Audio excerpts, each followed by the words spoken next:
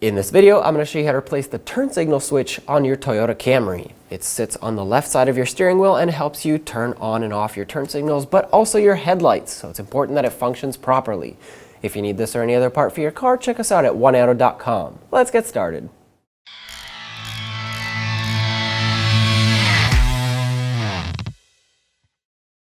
Because we have to remove the airbag for this procedure, it is very important to disconnect the battery and cut all power to the airbag system. Having said that, take a 10mm wrench or socket and loosen up the mounting nut for the battery terminal, the negative terminal that is. Just give it a couple turns until you can pull it off, and then push it to the side safely so it can't bounce back on and make connection.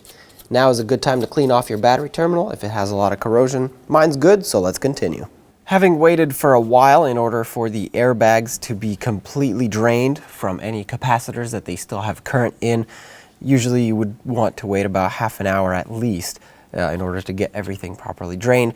Having said that, we need to pop off this cover here, and there's going to be one symmetrically on the other side. If you have cruise control, it'll actually be on the cruise control lever. Use a little pocket screwdriver and pop this cover off. This will expose 2 out of the 3 clips that we have to pry on with a little screwdriver in order to release the airbag / horn pad off of the steering wheel. I can show you a lot more details once the airbag pad is actually off of the steering wheel, but for now, what you want to do is take a screwdriver or a pick, and you'll see that little tab here. This is actually a lever, a spring-loaded lever that you have to pry upwards like this and pull out on the airbag pad at the same time.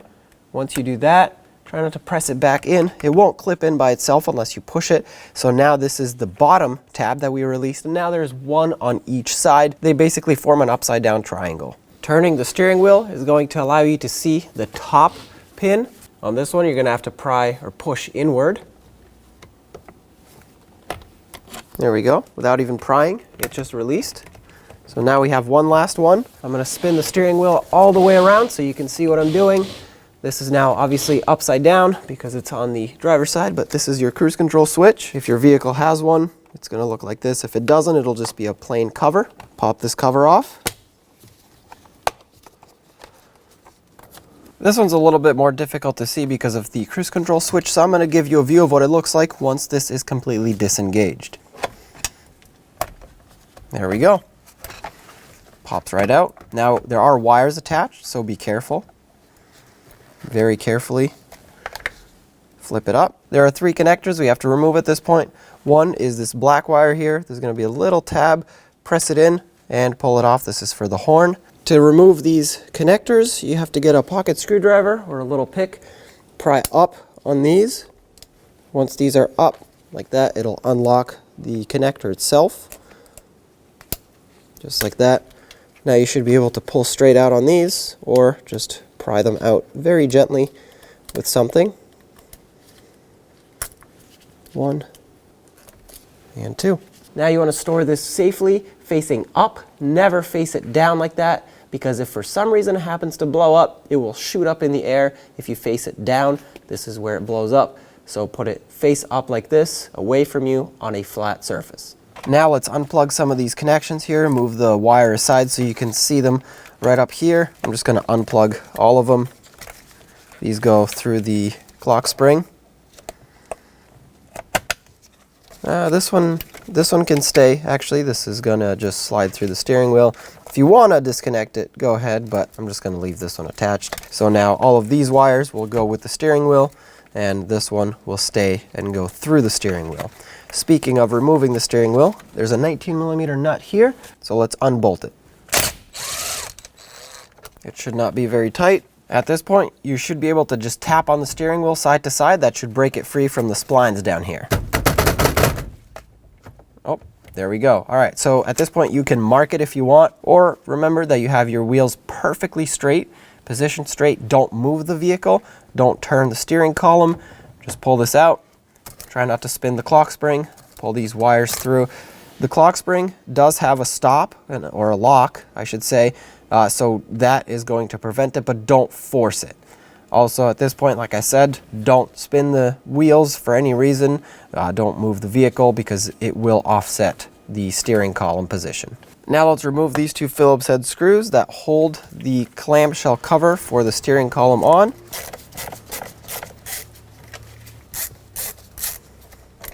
Now you should be able to separate these. If you can't by hand, just use a trim tool, pry them apart. The top will go up and the bottom will come down.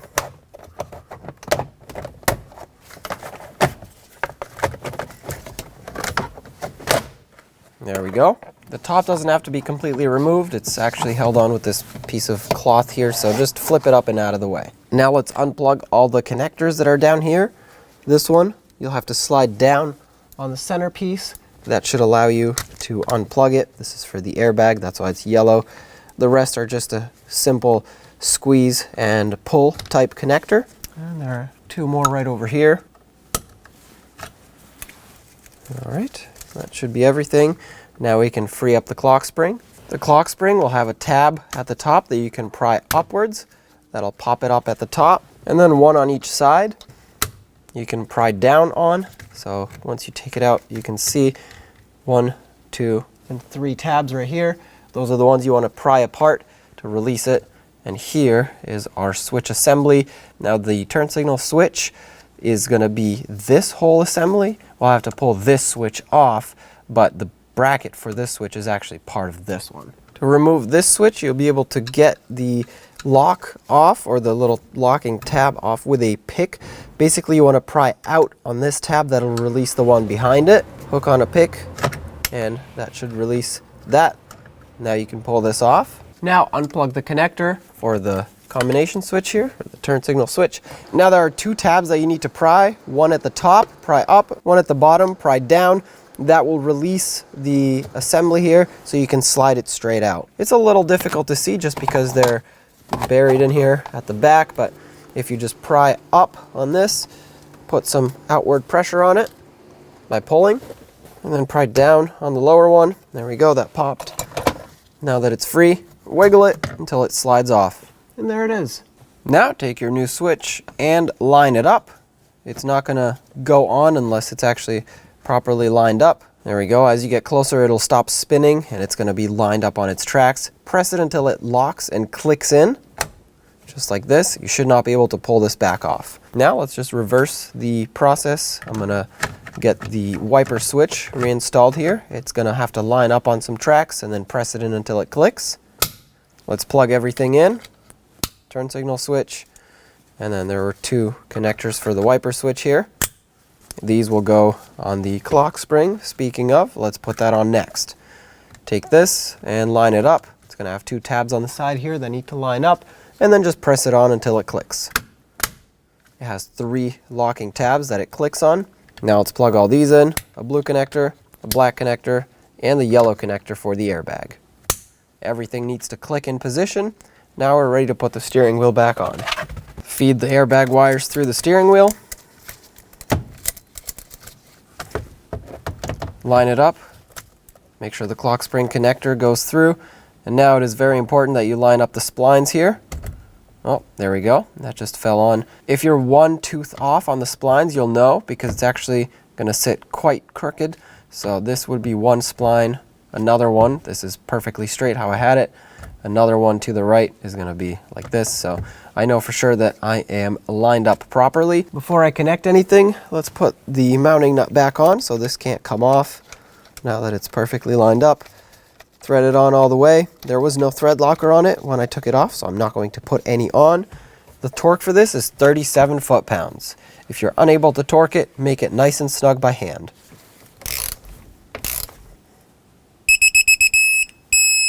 That's it right there, nice and tight. Let's get these wires reconnected. I'm going to plug in the white one first, just so I can have a little bit more space for that. And then the main connector in the middle. Make sure they all click, and hook the harness onto these little hooks here so it can stay out of the way of the airbag. Speaking of airbag, let's plug it back in and reinstall it. Now you can very clearly see on the back of this airbag the 3 pins that lock it in. So this is what we were aiming to release when prying on those springs. It's just a little tab that holds onto these, so you want to make sure that when you install these, they all click in, all 3 of them. All right, let's take the airbag pad, press the connectors on, and make sure you lock the yellow clip. And don't forget about the horn connector. I'm gonna flip it up right over here. Connect this, otherwise your horn will not sound when you press the horn pad. Make sure this clicks as well. All you have to do now is line it up and press it in position. There we go. At this point, you are safe to reconnect your battery if you wish to do so, and that's why I left these covers off so that I can inspect everything and test everything to make sure it all works, so that if I do have to go back and fix anything, the wires are actually all exposed and I can make sure that all my connections are good. Having said that, I've already double checked everything. It's all good. So now just stick the key in, turn the steering wheel so you can access the mounting points for these screws, and let's put the covers back on. All right, let's start putting all these covers back over. Get this lined up and get the bottom cover lined up as well. When you click them together, make sure they click and look seamless like this. The seam should be squished and glued together on both sides. Let's put in one of the screws.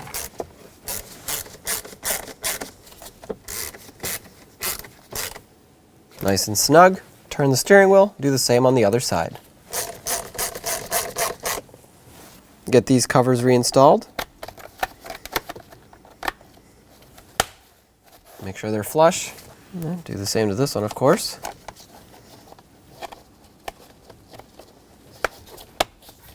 There we go. Now take your negative battery cable, put it back on the terminal. There may or may not be a tiny spark when you do this. If there is, don't be afraid, just keep it on there. It's not good to bounce it on and off, on and off. Take your 10mm wrench or socket, snug this up, and you know that it's tight when you're not able to spin this by hand anymore, so like this, not when the nut stops spinning. If you over tighten this, it'll stretch the terminal. If not, strip out the nut, and then you'll have bigger issues. So this is nice and tight for me here. I can stop. And there we go, job is complete. I hope you enjoyed this video and I hope it was helpful. If you have anything to say, leave it in the comments section below. And as always, don't forget to subscribe and hit that bell so you can stay up to date with all of our latest content. Thanks for watching.